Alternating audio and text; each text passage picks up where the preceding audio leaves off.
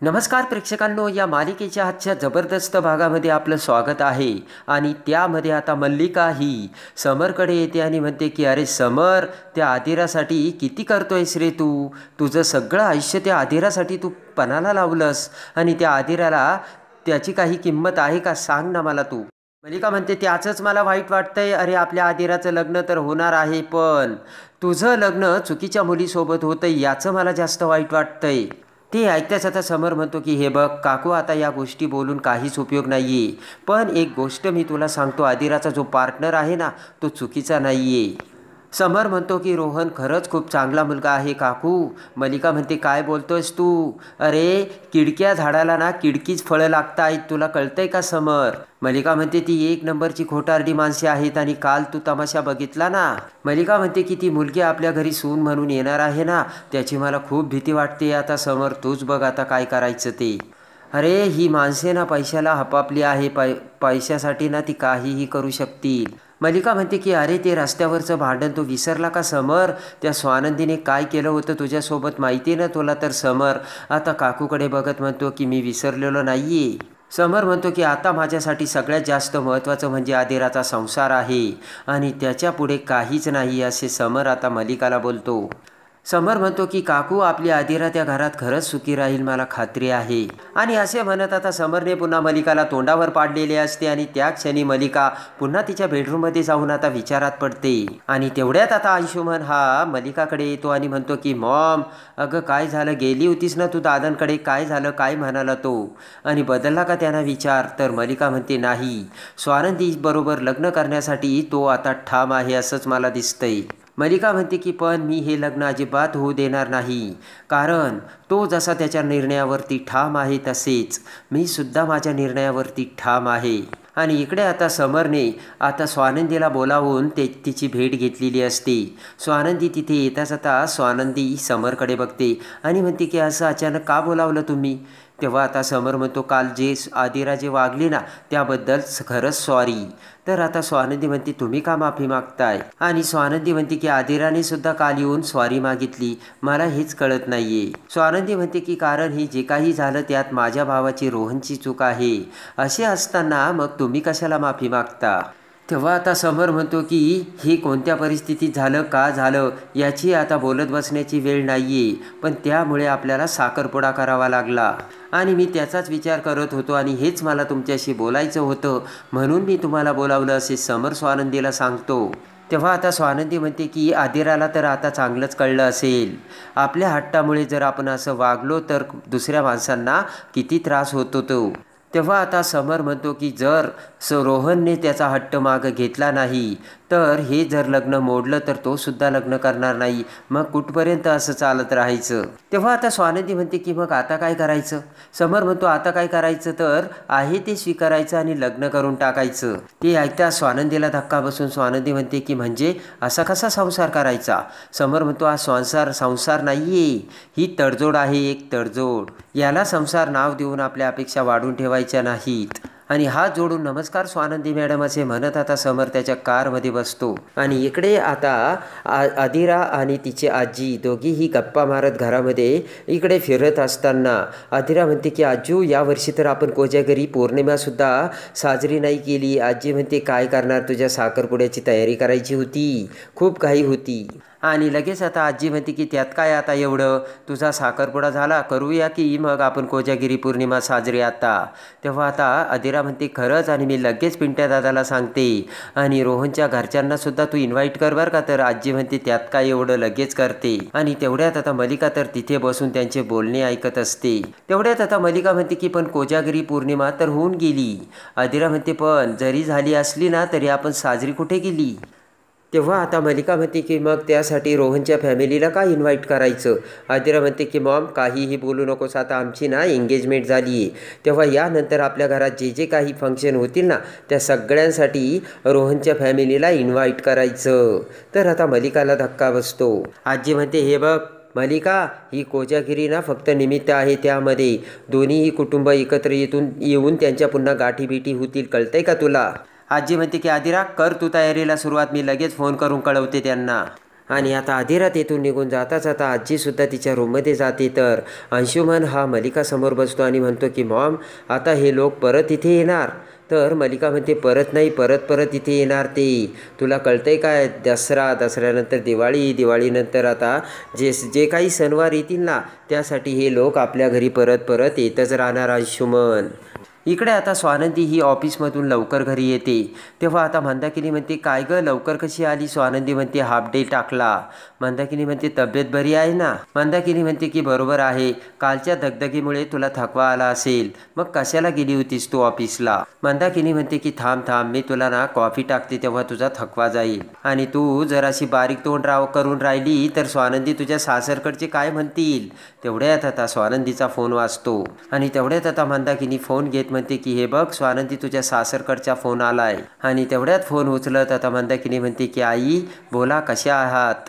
तेव्हा आजी म्हणते की मी ठीक आहे. आणि स्वानंदीच्या बाबांची तब्येत कशी आहे? तर मंदाकिनीसुद्धा म्हणते की आता बरं आहे त्यांना. आता आजी म्हणते, आमची स्वानंदी काय म्हणते? स्वानंदीकडे बघत आता मलिका म्हणते की तुमची स्वानंदी ना इथेच आहे. पटकन आता मलिका तो फोन स्वानंदीला देते. आणि तेवढ्यात आता आजी स्वानंदीशी बोलत म्हणते की अगं, मी आमंत्रण द्यायला फोन केला होता स्वानंदी. आमच्या घरी ना कोजा घरी पौर्णिमा सेलिब्रेट करायची, तेव्हा तुम्ही सगळे फॅमिली मिळून या. तर लगेच ते ऐकून मंदाकिनी म्हणते, हो आम्ही सगळी फॅमिली येऊ आणि येताना ना मसाला दूधसुद्धा घेऊन येऊ, कारण स्वानंदी ना खूप मस्त असं मसाला दूध बनवते. आजी म्हणते की पण समरला मसाला दुधाची ॲलर्जी आहे. स्वानंदी म्हणते की आजी, पण मी त्यांच्यासाठी वेगळं दूध करून आणेल, तुम्ही काहीच काळजी करू नका.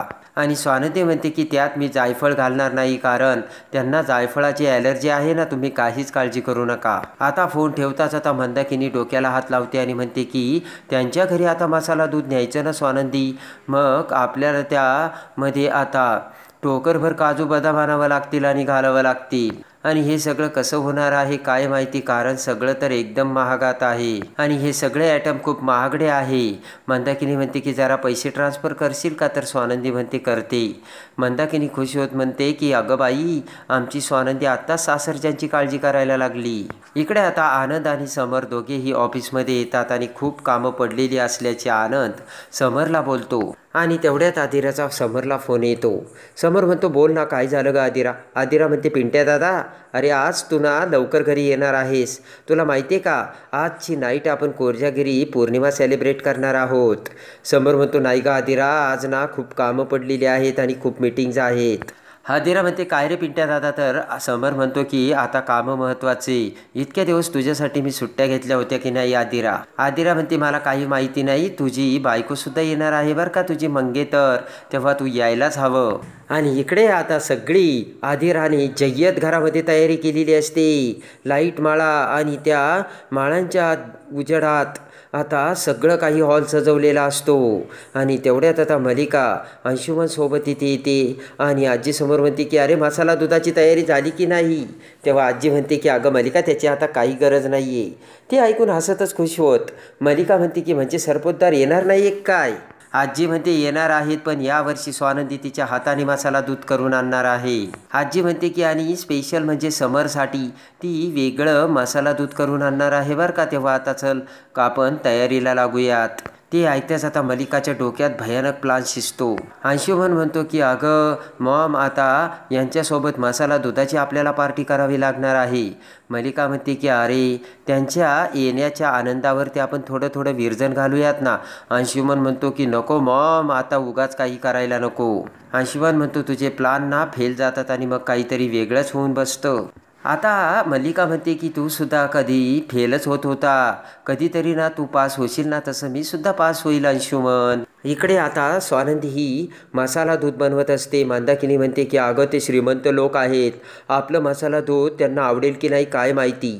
स्वानंदी म्हणते की त्यांना आवडेल की नाही हे नाही माहिती, पण त्यांना ना नक्कीच हे बाधणार नाही. आणि हे बघ, राहिला प्रश्न श्रीमंताचा, तर आपल्यामध्ये जी ऐपत आहे त्या पद्धतीनेच आपण करतो की. तर तेवढ्यात रोहन तिथे येत म्हणतो की अगदी ताई, तू बरोबर बोललीस. रोहन म्हणतो की पहिल्या दिवसापासून आम्ही तुम्हा दोघांना हेच सांगतोय. आणि तेवढ्यात आता डोळ्यावरती गॉगल घालून तयार होऊन सुस्मिता तिथे येते. तर मंदाकिनी सुस्मिताला बघून खुश होत म्हणते, बघितलं का, याला म्हणतात तयार होणं. तेव्हा सगळे सगळेजण खुश होऊन हसू लागतात. आणि इकडे आता समर हा त्याचे आवरून आता मस्त सुंदर ड्रेस घालून आता आदिरासमोर येतो आणि म्हणतो की आली की नाही ती अजून. ते ऐकताच एक्साईट होत आदिरा म्हणते की अरे पिंट्या दादा एवढी काय घाई, एवढी बायकोला भेटायची घाई झाली आहे का, येतच असतील ते. तेव्हा समर म्हणतो तसं नाही का आदिरा, लवकर झोपायचं आणि उद्या ऑफिसची खूप कामं आहेत म्हणून लवकर उठायचं आहे. आदिरा म्हणते हे बघ पिंट्या दादा, ऑफिस ना दररोजच असणार आहे, पण हे रोमॅन्टिक क्षण ना तुझ्या आयुष्यात असे पहिल्यांदाच येत आहेत. आणि तेवढ्यात आता इकडे मंदाकिनी, स्वानंदी, रोहन, स्वानंदीचे बाबा सगळेजण आता त्यांच्या म्हणजे समरच्या घरी येतात. तर आदिरा आता वेलकम करत त्यांना सामोरी देत जाते. सगळेजण एकमेकांना नमस्कार करतात. आणि तेवढ्यात आता इकडे मंदाकिनी स्वानंदीच्या हातातून ते मसाला दुधाचा डब्बा आपल्या हातात घेते आणि त्यानंतर स्वानंदी पटकन आजीच्या पाया पडते. आणि इकडे आता आजी कोजागिरीच्याच त्यांना शुभेच्छा देते, तर स्वानंदी सुद्धा आता आजीला शुभेच्छा देते. आणि त्यानंतर इकडे आता हसतच आदिरा म्हणते की मला ग नंदुताई. तेव्हा आता हसतच लगेच स्वानंदी म्हणते की तुला स्पेशल शुभेच्छा. तर आदिरा खुश होते आणि म्हणते की मग आमच्या लाडक्या पिंट्या दादाला म्हणजे तुझ्या हजबंडला. तर आजी म्हणते काय ग काय आदिरा, तिच्या शुभेच्छा कायम त्याच्या पाठीशी आहेत. आणि लगेच आता आजी म्हणते की हे बघ स्वानंदी, आज पहिल्यांदा तू आमच्या घरी आलीस तेव्हा मी तुझे जे लाड करणार आहे ना ते सगळे तू आता करू द्यायचे बरं का. आणि तेवढ्यात आता मल्लिका म्हणते की सगळं तिथेच बोलणार आहात का, आतमध्ये या. तर सगळेजण आतमध्ये येतात. आणि पटकन आता मल्लिका नारायणला म्हणते की नारायण, मॅडमच्या हातातील ते मसाला दूध घे ना. आणि नारायण आता ते मसाला दूध घेऊन आतमध्ये जाऊ लागतो. आता लगेच आता स्वानंदी म्हणते की त्या छोट्या बरणीमध्ये जायफळ नसलेलं दूध आहे बरं का. आणि आता नारायण ते दूध आता किचनमध्ये घेऊन जाता जाता तिथे आता मल्लिकाची जी स्टाफ असते ती ते जायफळ नसलेलं दूध आता गॅसवर गरम करू लागते. तर तेवढ्यात मल्लिका तिथे येते आणि म्हणते की हे काय, बाकीचा स्टाफ कुठे आहे आणि घे तो ग्लास इकडे. आणि पटकन आता ती स्टाफ मेंबर ग्लास घ्यायला किचनच्या पाठीमागे वळते. आणि तेवढ्यात आता ती स्टाफ तिकडे बघत असताना पटकन आता त्या पिशवीतील छोटी जायफळ नसलेली दुधाची बरणी मल्लिका आपल्या हातात घेते आणि विचार करते की आता जायफळ नसलेलं हे दूध माझ्या हातात आलं तेव्हा मी यामध्ये जायफळ घालील आणि त्यामुळे समरची जी अवस्था होईल ना त्याला कारणीभूत फक्त स्वानंदी असेल. आणि मग समर काय करतो ते आपण बघत राहायचं आणि मजा मारायची, असा प्लान आता मल्लिकानं केलेला असतो. आणि त्यानंतर आता सगळेजण इकडे स्वानंदी आणि सगळ्यांचं स्वागत करून आता सगळेजण गोलाकार बसलेले असतात, एकमेकांच्या गप्पा गोष्टी चालू असतात. तर त्याच वेळेस आदिराने एक आता स्पेशल गेम खेळण्याचं सांगितलेलं असतं आणि स्पेशल गेमची तयारी करून आदिराने एका पॉटमध्ये आता चिठ्ठ्या बनवलेल्या असतात. आणि आदिरा सांगते की हे बघा आता आपल्याला म्युझिक पिलो खेळायचा आहे. आणि त्यामध्ये म्युझिक चालू होता क्षणी ज्याच्याजवळ आता उशी असेल ती उशी गोलाकार सगळ्यांच्या हातात फिरवायची आणि म्युझिक बंद होता क्षणी ज्याच्या हातात उशी असेल त्याने आता समोरच्या पॉटमधून चिठ्ठी उचलायची आणि त्या पियरने आता त्या चिठ्ठीमध्ये जे असेल ते परफॉर्म करून दाखवायचं आहे. आणि लगेचच आता गेमला सुरुवात होते. गेमला सुरुवात होता क्षणी आता सगळेजण म्युझिक चालू होताच आता उशी एकमेकांकडे फेकत असतात. तर त्याच वेळेस आता समर आणि स्वानंदीच्या हातात उशी येताच म्युझिक बंद होते आणि समर आणि स्वानंदी दोघांच्या हातात अर्धी अर्धी उशी आलेली असते. तर पटकन आता आदिरा त्यांना चिठ्ठी घ्यायला सांगते. त्या पॉटमधील चिठ्ठी घेताच आता समर ती चिठ्ठी उघडतो. तर आदिरा म्हणते पिंट्या दादा अरे काय आहे रे त्या चिठ्ठीत लिहिलेलं. तेव्हा आता समर म्हणतो की डान्स.